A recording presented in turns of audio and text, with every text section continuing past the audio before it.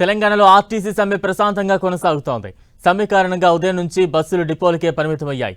బస్సులు లేకపోవడంతో ప్రయాణికులు తీవ్ర ఇబ్బందులు పడుతున్నారు. బస్ స్టాప్ల దగ్గర బస్సుల కోసం ఎదురు చూస్తున్నారు. మరోవైపు సమ్మెను ఆసరాగా చేసుకుని ఆటో డ్రైవర్లు, ప్రైవేట్ వాహనదారులు అందిన కాడికి దోచుకుంటున్నారు.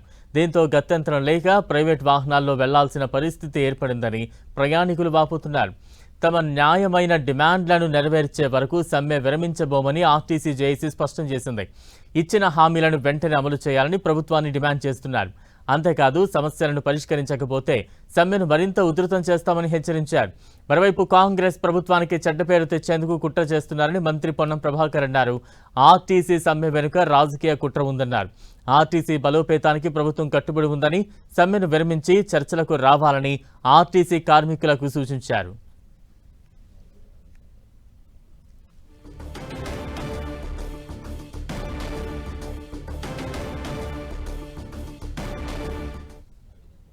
తెలంగాణ ఆర్టీసీ సమ్మెకు సంబంధించి మరింత అప్డేట్స్ అందించేందుకు మా ప్రతినిధి కిరణ్ సిద్ధంగా ఉన్నారు. కిరణ్,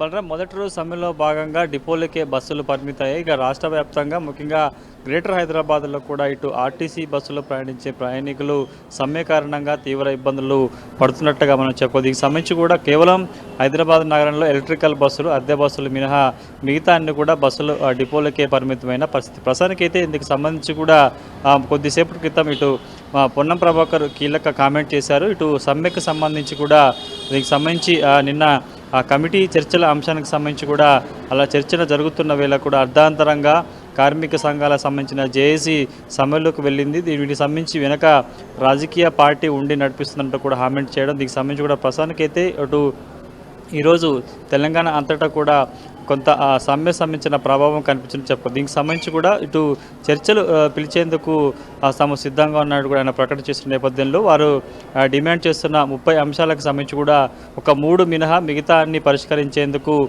ప్రభుత్వం కట్టుబడింది. అందుకు సంబంధించి కూడా ప్రస్తుతం కసరత్తు కొనసాగుతున్నట్టుగా అటు పొన్నం ప్రభాకర్ చెప్పిన పరిస్థితి. దీనికి సంబంధించి కూడా ప్రస్తుతానికైతే ఈరోజు గ్రేటర్ హైదరాబాద్లో అన్ని డిపోల్లో కూడా జేఏసీ ముఖ్య నాయకులు, చైర్మన్, వైస్ చైర్మన్ కూడా సమ్మెలో పాల్గొని కార్మికులకు సంఘీభావం తెలిపిన పరిస్థితి కనిపిస్తుంది. ప్రస్తుతానికైతే ఒకరోజు సమ్మె పూర్తయిపోతున్నట్టుగా మనమైతే చెప్పుకోవాల్సింది. దీనికి సంబంధించి ప్రస్తుతానికి మరొకసారి ఆర్టీసీ జేఏసీ నాయకులను చర్చలు పిలిచే అవకాశం ఉన్నట్టుగా ఒక ప్రాథమిక సమాచారం ఉంది. ఇక వీటికి కూడా ఆర్టీసీ సంబంధించిన ఎవరైతే సమ్మె నోటీస్ ఇచ్చారో సమ్మె నోటీసులో సమ్మెకు దిగారో 6 కార్మిక సంఘాలతో కూడిన జేఏసీతో పాటు వీరికి బయట నుంచి సపోర్ట్ ఇస్తున్న మరొక 2-3 సంఘాలకు సంబంధించి కూడా ప్రస్తుతానికైతే చర్చలు ఏ సమయంలో అయినా మరొకసారి ఇటు నిన్న ఏర్పాటు చేసిన 3 ఐఏఎస్, అదొక ఐపీఎస్, 4 కమిటీ సభ్యులతో పాటు నేరుగా మంత్రి పొన్నం ప్రభాకర్ చర్చలు పిలిచినా కూడా తాము వెళ్లేందుకు సిద్ధంగా ఉన్నట్టు కూడా ఇప్పటికే ఇటు కార్మిక సంఘాలకు సంబంధించిన జేఏసీ నాయకులు కూడా చెప్తున్న పరిస్థితి.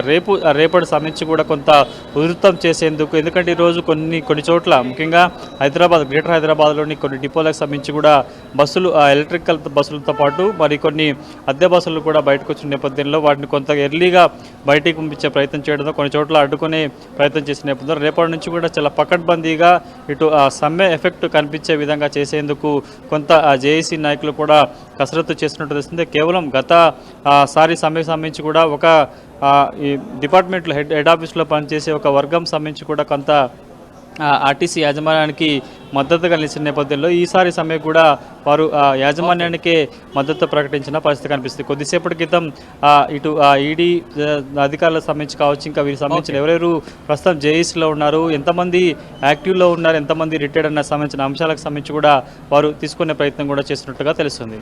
Right, thank you Kiran.